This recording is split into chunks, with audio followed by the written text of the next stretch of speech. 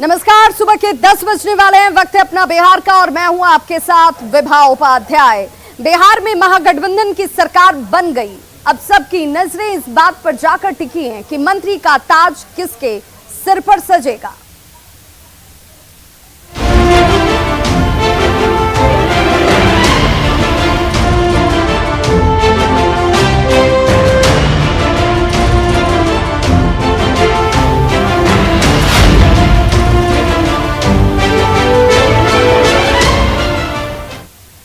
तो बिहार में महागठबंधन की सरकार बन गई है। कल यानी कि बुधवार को नीतीश कुमार ने सीएम पद की 8वीं बार शपथ ली। इसके साथ आरजेडी के तेजस्वी यादव ने भी पद एवं गोपनीयता की शपथ ले ली। अब बारी है मंत्रियों की। सियासी गलियारों में अब इस बात की चर्चा जोरों पर हो रही है कि नई सरकार में मंत्री कौन कौन बनेंगे। आज हम इसी बात की पड़ताल करेंगे कि नीतीश कुमार और तेजस्वी यादव का हाथ कौन मजबूत करने वाला है। सरकार के मंत्री कौन कौन होंगे, कैसे काम होगा और कौन सा विभाग किस पार्टी को मिलेगा। नीतीश और तेजस्वी किसे कौन सी जिम्मेदारी सौंपने वाले हैं।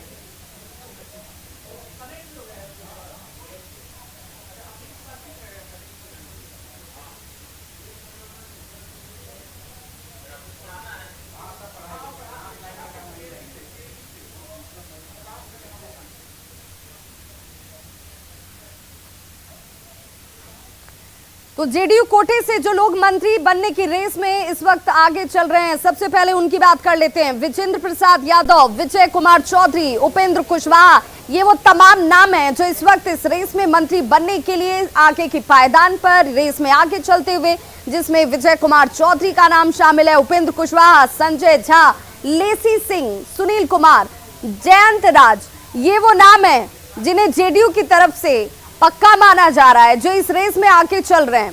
साथ ही साथ सुनील कुमार, जयंत राज, जमा खान और अशोक चौधरी, तो सरीखे इन नामों पर एक बार नजर डाल लीजिए जिनके चेहरे आपके सामने इस वक्त हैं। वहीं बात अगर कांग्रेस की जाए तो कांग्रेस के नेताओं के नाम जो इस लिस्ट में आगे की रेस में बढ़ते हुए मिनिस्टर बनने की इनकी संभावना ज्यादा। मदन मोहन झा इस लिस्ट में सबसे ऊपर, उसके बाद अजीत शर्मा, कांग्रेस कोटे से संभावित नाम और चेहरे इस वक्त आपके टीवी स्क्रीन पर। साथ ही साथ कांग्रेस कोटे से जो तीसरा नाम है वो शकील अहमद खान का है, जो इस रेस में इस वक्त आगे चलता हुआ और इस पर कांग्रेस भरोसा जता सकती है, मंत्री पद इन्हें मिल सकता है। अब बात कर लेते हैं हम की, तो हम से एक मंत्री बनने की उम्मीद है और एक वो नाम संतोष कुमार सुमन का है जो मंत्री बन सकते हैं। तो जीतन राम मांझी के बेटे संतोष कुमार सुमन, इन्हें मंत्री पद मिल सकता है और ये इस रेस में आगे। निर्दलीय विधायक सुमित कुमार सिंह भी मिनिस्टर की रेस में इस वक्त चल रहे हैं। एक सीट निर्दलीय के पास भी जा सकती है और इसीलिए ये माना जा रहा है कि एक मंत्री के तौर पर ये नाम आगे चलता हुआ सुमित कुमार सिंह। और अब बात करते हैं आरजेडी कोटे से उन लोगों के नाम की जो मंत्री बनने की रेस में है। 17 मंत्री आरजेडी, क्योंकि आरजेडी सबसे बड़ी पार्टी है, इस लिस्ट में तेज प्रताप यादव का नाम सबसे ऊपर, कुमार सर्वजीत, अख्तरुल इस्लाम शाहीन, आलोक कुमार मेहता, अवध बिहारी चौधरी, इनका नाम मंत्री नहीं स्पीकर बनने की रेस में भी इस वक्त आगे चलता हुआ। ललित यादव, अनीता देवी, जितेंद्र कुमार राय, अनिल सहनी, चंद्रशेखर, भाई वीरेंद्र, भारत भूषण मंडल, शहनवाज, समीर महासेठ, वीणा सिंह, रणविजय साहू, सुरेंद्र राम, सुनील सिंह, केदार सिंह, बच्चा पांडे, राहुल तिवारी, कार्तिकेय सिंह और सौरभ कुमार, ये वो नाम है जो आरजेडी की तरफ से इस वक्त मंत्रियों के बनने की लिस्ट में सबसे आगे।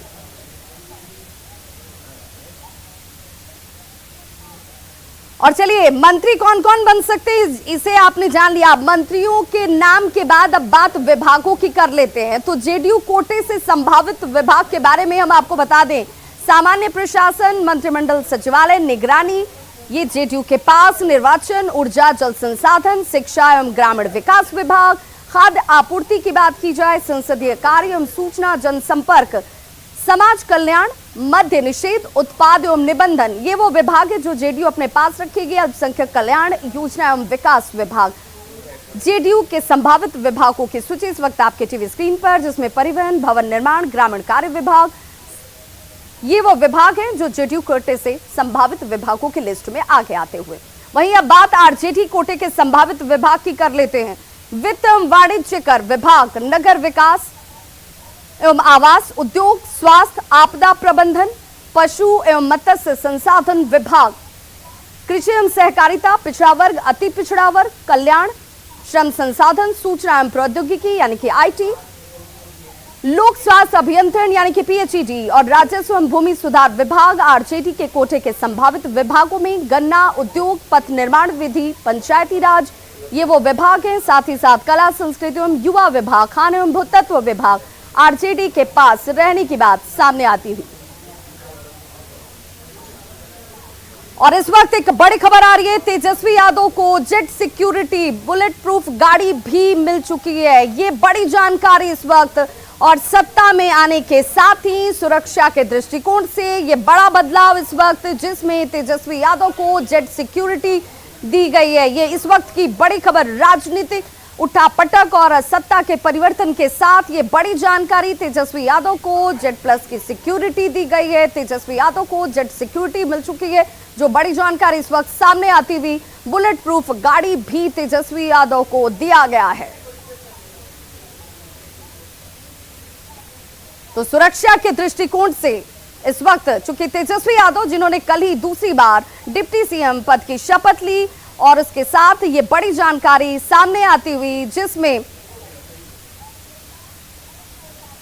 तेजस्वी यादव को जेट प्लस सिक्योरिटी दी गई है। हमारे सहयोगी अमित सिंह हमारे साथ इस वक्त सीधे लाइव जुड़ गए हैं। अमित, आपसे जानना चाहूंगी, इस वक्त जो बड़ी जानकारी है तेजस्वी यादव से जुड़ी हुई, सत्ता के बदलाव के साथ सबसे बड़ी खबर यही कि तेजस्वी यादव को जेट प्लस की सिक्योरिटी अब दे दी गई है। देखिए, बिल्कुल जो जानकारी है, सबसे बड़ी जानकारी वो दर्शकों को हम बता रहे हैं कि तेजस्वी यादव की दूसरी बार उप मुख्यमंत्री की शपथ ले चुके हैं और कल ही उन्होंने अपना शपथ जो है वो लिया है। तो ऐसे में जो जानकारी है कि उन्हें जेड प्लस श्रेणी की स्वीकृति जो है वो सरकार की तरफ से, राज्य सरकार की तरफ से उपलब्ध करा दी गई है। साथ ही साथ जो बुलेट प्रूफ गाड़ी है वो भी मुहैया कराया गया है, ताकि तेजस्वी यादव की सुरक्षा में कहीं कोई कमी न रहे, कहीं कोई चूक न हो। और इसी बात को ध्यान में रखते हुए राज्य सरकार ने ये सुरक्षा जो है जेट प्लस श्रेणी की वो मुहैया कराया, साथ ही बुलेट प्रूफ गाड़ी उपलब्ध करा दिया है। तो अब तेजस्वी यादव जो है जेट श्रेणी की सुरक्षा के घेरे में नजर आएंगे। जी बिल्कुल अमित, तो ये बड़ा बदलाव इस वक्त सरकार की तरफ से सीधे तौर पर किया जाता हुआ, और ऐसे भी तेजस्वी यादव को जेट प्लस सिक्योरिटी दे दी गई है। बहुत बहुत शुक्रिया अमित इस जानकारी के लिए। तो अपने दर्शकों को एक बार अब बताते चलें कि नई सरकार की चुनौतियां, जिसे लेकर लगातार चर्चा की जा रही है कि नई सरकार बन चुकी है, लेकिन इस सरकार के सामने चुनौतियां कई हैं, और ये चुनौतियां क्या है जरा वो आप भी जान लीजिए। लॉ एंड ऑर्डर यानी कि कानून व्यवस्था, जो किसी भी सरकार के लिए सबसे बड़ी जिम्मेदारी होती है, तो लॉ एंड ऑर्डर में सुधार करना सबसे बड़ी चुनौती इस नई सरकार के लिए इस वक्त सबसे पहले खड़ी है। आरजेडी पर जंगल राज के आरोप लगते रहे हैं, और इसीलिए यही सबसे बड़ी चुनौती भी इस सरकार के सामने है कि इस छवि से, इस चुनौती से बाहर निकालना। रोजगार उपलब्ध कराने की चुनौती भी इस वक्त इनके सामने है, क्योंकि ये वादा किया गया था तेजस्वी यादव की तरफ से कि 10 लाख नौकरी दी जाएगी। बिहार में सबसे बड़ी समस्या जो है वो रोजगार की है, पलायन की है, स्वास्थ्य की है, शिक्षा की है। ये बड़ी चुनौती है, ये बुनियादी समस्याएं भी हैं, और ये सबसे बड़ी चुनौती के तौर पर बिहार के लोगों के सामने भी है। इससे भी सरकार को, बिहार की जनता को निजात दिलाना होगा। विशेष राज्य का दर्जा हासिल करने की चुनौती, जिसे लेकर के अब तक बहुत मुखरता के साथ सीधे तौर पर तेजस्वी यादव सवाल रखते रहे हैं, ये भी अब इस सरकार की चुनौतियों में शामिल है। शराबबंदी पर नई सरकार का रुख क्या होता है, क्योंकि शराबबंदी जिसे लेकर सवाल उठाए जाते रहे हैं कि शराबबंदी को इम्प्लीमेंटेशन के स्तर पर बदलाव करने की जरूरत है, तो क्या अब ये बदलाव इसमें नजर आएंगे? तेजस्वी यादव इसे लेकर मुखर होंगे। तेजस्वी शराबबंदी पर अक्सर सवाल उठाते रहे। जीतन राम मांझी शराबबंदी में ढील की हिमायत करते रहे हैं। उनकी तरफ से कहा जाता रहा है कि इसमें ढील दी जानी चाहिए, क्योंकि जिस तरीके से इस वक्त हालात हैं, शराबबंदी होने के बावजूद शराब की बरामदगी हो रही है, नए नए हथकंडे शराब तस्करों की तरफ से अपनाए जा रहे हैं। ऐसे में इसमें ढील दिए जाने की जरूरत है। तो क्या अब ये नई सरकार जो बन चुकी है, इस नई सरकार में बड़ी भूमिका इस रूप में अदा की जाएगी, ये भी देखना बेहद दिलचस्प और बहुत महत्वपूर्ण रहने वाला है। लेकिन सबसे पहले जो जरूरत है वो लोगों को रोजगार की, और रोजगार को लेकर के सरकार क्या स्टैंड लेती है ये देखना खास होगा। तो बिहार में सरकार बदल चुकी है, एनडीए गठबंधन की जगह महागठबंधन की सरकार आ चुकी है। अब ये सरकार बिहार विधानसभा में अपना बहुमत हासिल करेगी। बिहार सरकार ने इसके लिए 24 और 25 अगस्त को विधानसभा का विशेष सत्र बुलाया है। 24 को महागठबंधन की सरकार विश्वास मत हासिल करेगी। आजादी के शताब्दी वर्ष जब मनाएं तो हर व्यक्ति को कर्तव्य बोध के साथ एक सकारात्मक वातावरण, एक ईमानदारी, भ्रष्टाचार मुक्त और सबका विश्वास पर खड़ा उतर के सबका साथ सबकी विकास की संकल्प को लेकर बढ़ने की इनसे प्रेरणा मिलती है। और इस प्रेरणा को हम सब को लेकर के आगे बढ़ना है, ये हमारा आग्रह भी है, निवेदन भी है और इस संकल्प को पूरा करना भी है। जेडीयू ने बीजेपी से भी आजादी ले ली है, तो आप देख रहे होंगे, स्पीकर के नाते आप क्या कहेंगे? संवैधानिक पद पर जब तक हैं तब तक हम लोग कुछ भी उस तरह की बात नहीं करेंगे। इस पद से मुक्त होने के बाद खुलकर आप लोगों से बात करेंगे। भूमिका पर जो सवाल उठ रहे हैं, कहा जा रहा है कि आपकी भूमिका स्पीकर के नाते बहुत अच्छी नहीं रही, नीतीश जी से नाराज थे। तो स्पीकर बिहार में विजय सरकार कुमार बदल सिन्हा गई, एनडीए के बजाय अब महागठबंधन की सरकार जो है वो बिहार में आ गई है। और यह सरकार जो है बिहार विधानसभा में अपना मत हासिल करने के लिए 25 तारीख को विशेष सत्र बुलाया है। बिहार विधानसभा में ये विशेष सत्र का आयोजन किया जाएगा। बताते चले कि 24 तारीख को बिहार विधानसभा में जो सरकार है महागठबंधन की, वो अपना विश्वास मत हासिल करेगी। 25 को विधानसभा अध्यक्ष का चुनाव होगा। बताते चले कि जो सरकार बदली है तो जाहिर सी बात है कि नए सरकार का जो है विश्वास मत हासिल करना होता है। और ऐसे में जो विधानसभा अध्यक्ष वर्तमान में जो हैं वो बीजेपी से हैं, बीजेपी कोटे से हैं। विजय सिन्हा जो हैं वो विधानसभा अध्यक्ष हैं। तो इनके खिलाफ 7 दलों का अविश्वास प्रस्ताव भी लाया गया है। 7 दलों ने मिलकर के विधानसभा अध्यक्ष विजय कुमार सिन्हा के खिलाफ अविश्वास प्रस्ताव जो है वो विधानसभा सचिव को सौंपा है। इस संदर्भ में पत्र राज्यपाल को भी भेजा गया है। विधानसभा जो अध्यक्ष हैं उनको उनके पद से हटाया जाए, इसके लिए ये कवायद की गई है। राजद, जदयू, कांग्रेस, माले, सीपीआई, सीपीएम और हम ने स्पीकर के खिलाफ जो है अविश्वास प्रस्ताव दिया है और इस अविश्वास प्रस्ताव को जो है इम्प्लीमेंट करना है। बताते चले कि अविश्वास प्रस्ताव लागू होने के बाद नए विधानसभा अध्यक्ष का चयन होगा और यह चयन जो है वो 25 तारीख को होगा। कहा यह भी जा रहा है कि 25 तारीख को जो है वो आरजेडी कोटे से जो विधानसभा अध्यक्ष हैं उनका चयन होगा। अवध बिहारी चौधरी जो है वो अगले विधानसभा अध्यक्ष हो सकते हैं। तो इसी को लेकर के ये विशेष विधानसभा का सत्र बुलाया गया है। 24 और 25 तारीख को ये विधानसभा का विशेष सत्र होगा और उस दिन बिहार सरकार की जो नई सरकार है महागठबंधन की, वो अपना विश्वास मत जो है वो हासिल करेगी। कैमरा पर्सन अजय दुबे के साथ अमित कुमार, न्यूज 18 पटना। तो बिहार में नई सरकार को लेकर अभी भी बधाई का सिलसिला जारी है। बीजेपी के विरोधी दल नीतीश कुमार और तेजस्वी यादव को बधाई दे रहे हैं। वहीं बीजेपी नई सरकार को लेकर नीतीश पर निशाना साध रही है। मैं पूरे सम्मान के साथ कहता हूँ, चला देश का अपमान हुआ और ये लोग कह रहे हैं, ये लोग कह रहे हैं। मैं अपने बर्तनों को बहुत अच्छी तरह पहचानता हूँ। मैं 27-28 साल रह चुका हूँ भारतीय जनता पार्टी में और बहुत मजबूती के साथ वहाँ कैबिनेट मिनिस्टर भी रह चुका हूँ 2 बार। मैं जानता हूँ इन लोगों को बहुत अच्छी तरह से और मैं विश्वसनीय सूत्रों के हवाले से मैं आपको कह सकता हूँ कि बिहार में भी इस बार बहुत बड़ा खेला कर रहे थे लोग, बहुत बड़े खेला कर रहे थे। यहाँ पे बहुत पैसे का गेम चल रहा था, बहुत सारे रिकॉर्डिंग्स है। ये साधारण बात नहीं है।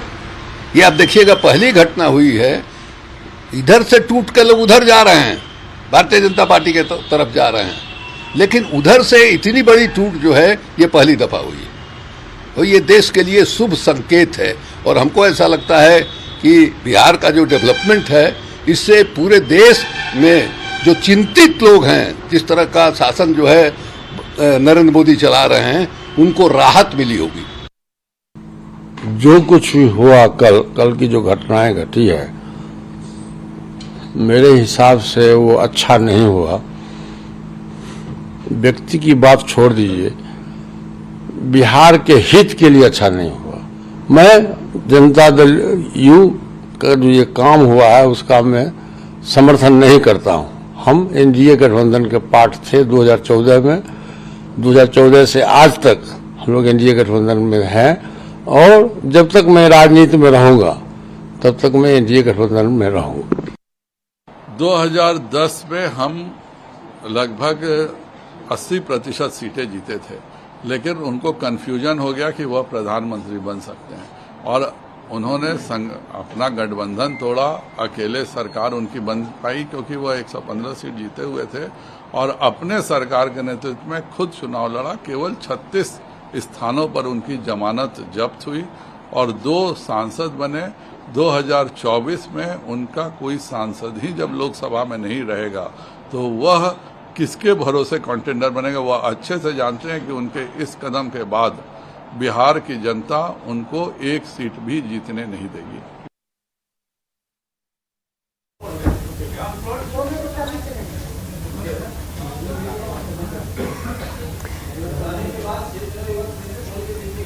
जनता पार्टी के नेताओं का व्यवहार और राजनीति दोनों बदली हुई थी।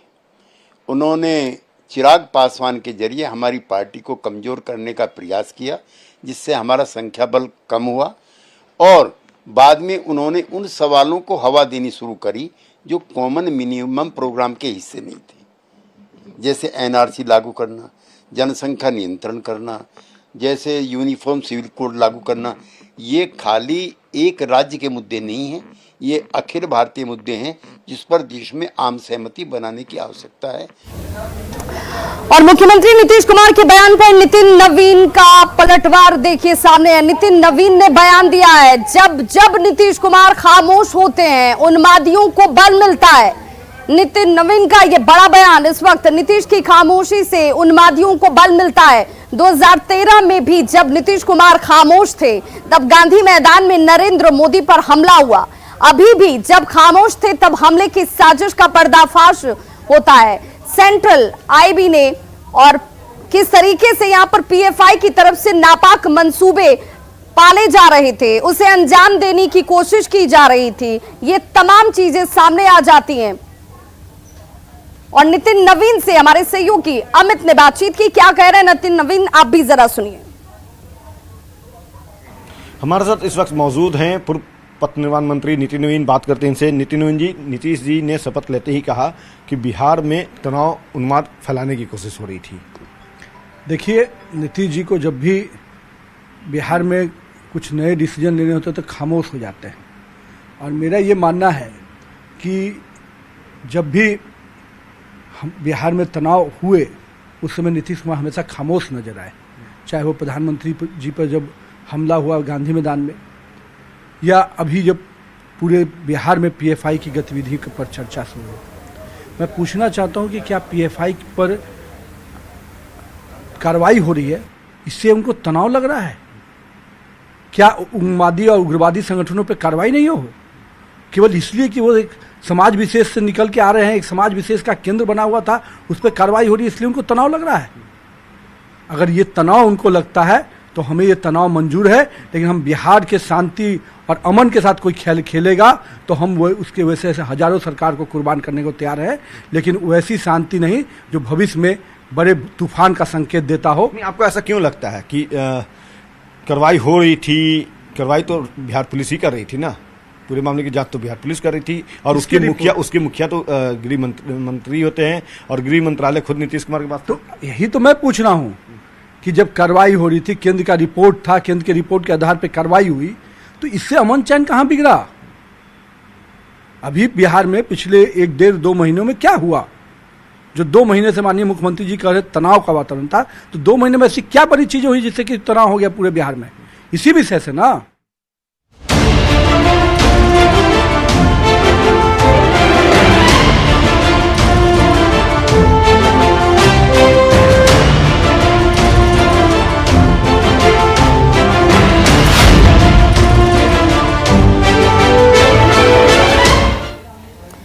तो कल शपथ लेने के बाद बिहार के डिप्टी सीएम तेजस्वी यादव ने ट्वीट किया और ट्वीट करते हुए उन्होंने लिखा कि धन्यवाद बिहार, ईश्वर से प्रार्थना करता हूं कि हर बिहार वासी की उम्मीदों पर खरा उतर सकूं।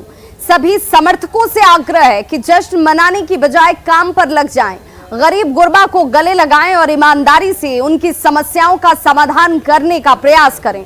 आइए हम सब मिलकर बिहार को और अधिक बेहतर बनाएं। तो खबरों का सिलसिला लगातार जारी है, आप देखते रहिए न्यूज़ 18 बिहार झारखंड, यहां खबरों का सिलसिला कभी नहीं थमता।